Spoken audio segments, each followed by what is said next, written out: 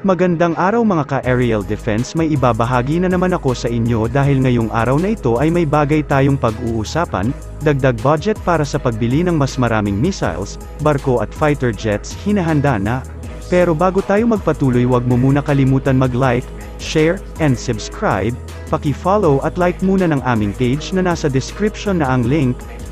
Kakatapos nga lang ng turnover ceremony ng ating mga bagong Spider Missiles Air Defense System kabilang ang isa pang bagong eroplano ng Philippine Air Force, kaya marami sa atin ang umaasa na mas mapaparami pa natin ang ating mga modernong kagamitan sa pamamagitan ng AFP Modernization Program. Sa pagtalakay ng ating mga senador tungkol sa budget ng ating hukbong sandatahan ngayon ay isa sa mga napag-usapan dito ay ang mga pagdagdag ng pondo ng ating armed forces. Narito nga po ang kanilang buong pag-uusap tungkol sa ating AFP Modernization Program, panoorin po ninyo. Record, your Senate Committee on Finance recommended budget for the Department of National Defense is 232,304,645,000 pesos, distributed as follows. Office of the Secretary Proper, 1,178,988,000. Government Arsenal, 1,519,876,000 pesos. National Defense College of the Philippines, 116,729,000 pesos. Office of the Civil Defense, 1,374,577,000 pesos. Philippine Veterans Affairs Office, 601,843,000 pesos. Veterans Memorial Medical Center, 2,498,374,000 pesos. Armed Forces of the Philippines, 225,014,258,000 pesos. Philippine Army, 110,176,684,000 pesos. Philippine Air Force, 38,868,675,000 pesos. Philippine Navy, 34,939,904,000 pesos. General Headquarters, 44,028,995,000 pesos. The budget, for the record, Madam President, of the AFP modernization was slashed by 10 billion when it reached the Senate. But at this point, this early, the Senate already added 17 billion. But we would want to ask what else is needed so that we can close the gap, no? Alam ko medyo nahuli tayo sa schedule natin because of budget limitations, Mr. President. Nahuli po yung Horizon 2 and also na Horizon 3. So probably my first question would be, what is the status now of Horizon 2 of the AFP modernization, which should have been completed by this year? No, dapat tapos ang Horizon 2, but I'd like to ask, nasa na ba tayo? What percentage already? How many projects completed overall? And the amount, probably. Yes, thank you, Mr. President.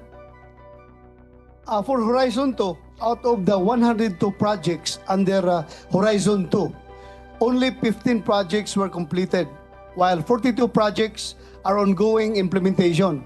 Unfortunately, as of November 10, 2022, there are 45 unfunded projects under Horizon 2. To fully fund the 45 aforementioned projects, we need 299.118 billion pesos, Mr. President. Sa pagtatanong naman para saan ang Horizon 2 at 3, ito po ang sagot ng ating senador. Mr. President, Horizon 2 is, I was going through, I would not discuss it in details, but looking at what contains in Horizon 2 is more for our internal defense. Am I correct? Mr. President, it's a minimum credible defense, meaning It is fully mission capable for territorial defense in West Philippine Sea. Horizon 1 po yung Yung sa internal. internal. Yes, Horizon 2 is the minimum capable. Minimum capable. That means at least meron na tayong mga new squadron supersonic aircraft Supposedly. sa ngayon. And yung mga frigates natin and corvettes, no? Were Yes, already Mr. delivered. President. But that means that's the minimum decent defense that we can put up. Yes po, Mr. President. With Horizon 3, Mr. President, I think that would already be an advanced stage already. Kumbaga, ito na yung mga suntok sa buwan na talagang panaginip natin for our armed forces, no? Of course, there will be new I have seen the wish list, no? I think this is more really for external defense already, no? At least kahit papaano we will have a decent armed forces that can defend our airspace, our territorial waters from possible invasion, no? And even perhaps get some of it from our partners, from our allies, grants, loans, long-term concessional loans. There are many effective or creative ways of generating the funds. But all I'm saying is that it is about time that we put our money where our mouth is. Let us not wait for a crisis to erupt in our face and we may not be ready. That's just in terms. And I would like to propose that the Senate already added 17 billion, but also we did our research and we will just submit where we can source probably another 10 billion if possible so that we can already catch up. At least makahabol man lang tayo dun sa Horizon 3, Mr. President, so that we will be on schedule. Hopefully, Senator Sani Angara. The statement of Senator J.B. Ejercito that we add 17, it's only 12, Mr. President. Because the 5 was original. So total of 17. Yeah. Yung So 12, we yung only 12 add kasama. Because this is unprogrammed, Mr. President. So this will be used to fund our unfunded Horizon 2 projects. So hindi pa kasama dito yung submarine. Okay. Ayun na. Hanapan natin ng pondo yan. Thank you, Mr. Mr. Sponsor. President. I know you can. Narinig nyo naman ang karagdagang budget ng ating AFP Modernization Program ngayon upang masustentuhan ang mga project ng ating AFP.